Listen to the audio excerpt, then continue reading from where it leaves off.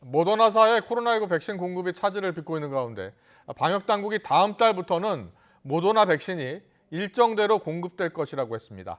또 40살 미만 성인의 접종 계획은 이번 주 금요일 발표할 예정입니다. 취재 연결합니다. 신현준 기자. 네, 신현준입니다. 네, 현재 모더나 백신 공급 차질로 50대 후반의 백신 접종도 대부분 화이자로 진행되고 있는데요. 언제부터 공급이 정상화될 것 같습니까?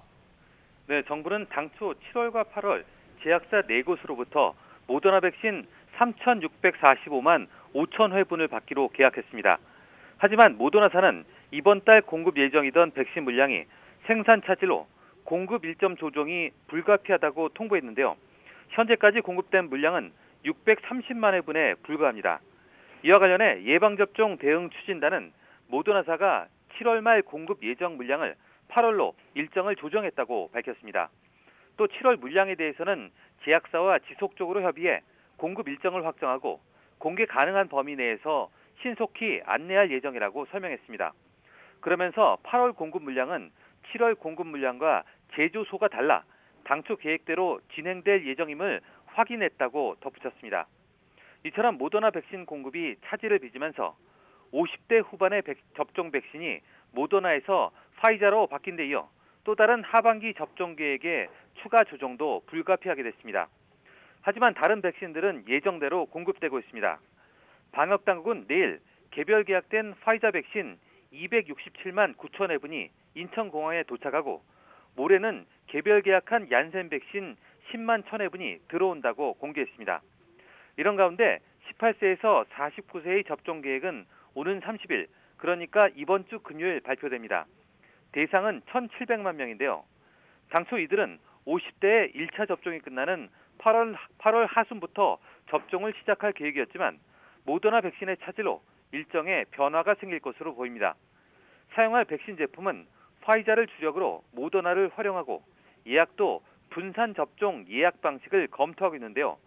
구체적인 방안은 오는 30일 발표하는 8월 예방접종 시행 계획에서 공개할 예정입니다.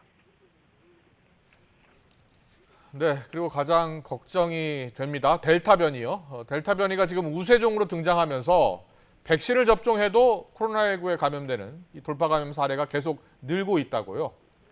네, 현재 3주째 1,000명대 확진자가 이어지는 것은 델타 변이의 영향이라는 게 방역 당국의 판단입니다. 방역 당국이 최근 일주간 확진자 2,436명의 유전자를 분석한 결과 델타형 변이가 검출된 비율이 51%로 절반을 넘었습니다. 국내 발생만 떼놓고 봐도 48%로 절반에 육박합니다. 또 이 수치는 일주일 전에 33.9%보다 크게 높아진 건데요. 특히 수도권의 델타 변이 검출률은 36.5%에서 48.2%로 상승했습니다. 방역당국은 델타 변이가 높은 전파력으로 백신 접종률이 높은 국가에서도 환자 발생을 증가시키고 있다며 우리나라도 이제 델타 변이가 우세형이라고 말할 수 있다고 밝혔습니다. 상황이 이렇자 백신 접종을 모두 완료하고 2주가 지난 접종 완료자가 확진되는 돌파 감염 추정 사례도 크게 늘고 있습니다. 최근 사흘 새 132명이 늘면서 누적 779명입니다.